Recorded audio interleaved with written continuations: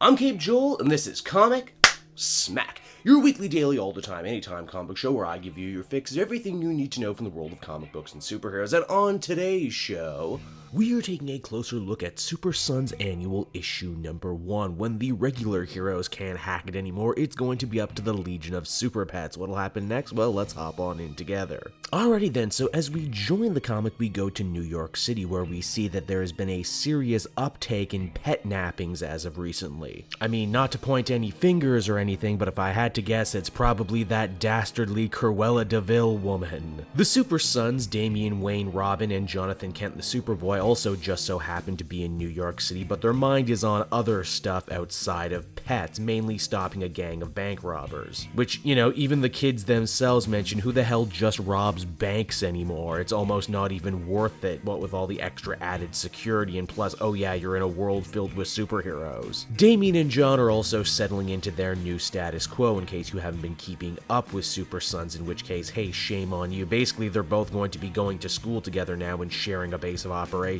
The two boys decide to call it a night, figuring, hey, they'll look into this whole pet theft thing tomorrow when they have more time. This is not acceptable, though, for Krypto, Jonathan's dog, who he decides he's gonna get on the case. But a case like this may just be too large for the canine of steel, and as such, Krypto flies all the way to Gotham City to a tiny barn off of Wayne Manor, where the Bat Cow is being held.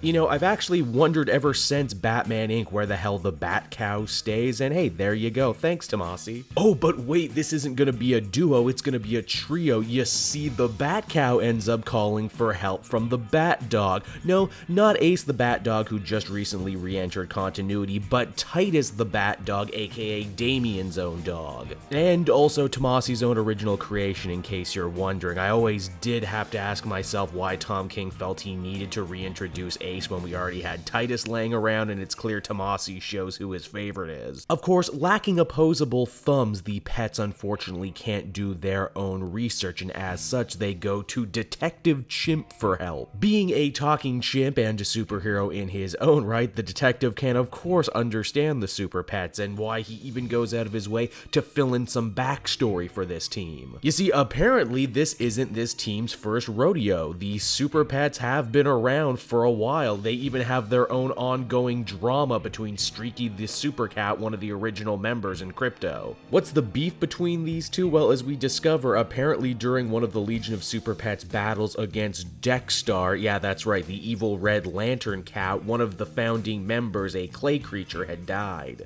But now if they want to save all the innocent kidnapped pets, the group is going to have to set aside their differences and come together to save the day. And they're not going to be alone either, because we have yet another member joining the team, Flex, the plastic bird. I didn't know Elo O'Brien had a pet, that's interesting. Together, the newly reunited team is able to track down where all the stolen pets are being kept. Turns out it's a giant UFO. Yeah, an alien has been kidnapping the pets. Not because he's inherently evil or anything, he just wants to break the bond of pet servitude, free the animals from the ilk of the evil humans. Of course, the super pets aren't hearing any of this. They free the captives, and then Titus, well, I think it's implied that they all bite the ever-loving crap out of this green man. The next morning, Superboy comes to Wayne Manor, freaked out because Krypto didn't come home last night. When they follow Flex the plastic bird, they end up coming face to face with all the rescued pets. Oh sure, the Legion of Super Pets broke them out, but it's gonna be up to the Super Sons to return them to their proper owners and everything. So that was Super Sons Annual Issue number 1, everybody, and overall I found it to be really inventive, really enjoyable, and exactly the sort of thing I look for in an annual. Hats off to both the writer and art team for essentially telling a story that has next to no dialogue in it except for animal noises, yet they really do a good job getting the emotions and intent across. The writer also uses a ton of existing continuity with all the different super pets and even invents some new angles to it. That's pretty great. Honestly, this is one of those wonderfully, blissfully weird out there comic book stories, and one of the reasons I keep coming back to this art form over and over again. Believe it or not, I would give this one a 9 out of 10. It was just a joy from start to finish. So that was Super Sons, everybody. I hope hope you enjoyed it, and as always, why not check out some of these other videos I have available. Then you can follow me on Twitter at CapeJoel, so you always know what videos I got coming out next. And hey, if you like what I do and are feeling in a supportive mood, you can check out my Patreon page down in the description. Patrons get exclusive access to videos and content before anyone else, and you can do so for as little as $1 a month. Anything would be appreciated. So until next time, everyone, this has been CapeJoel. Thank you so much for watching, and I'll see you all again later. Bye-bye.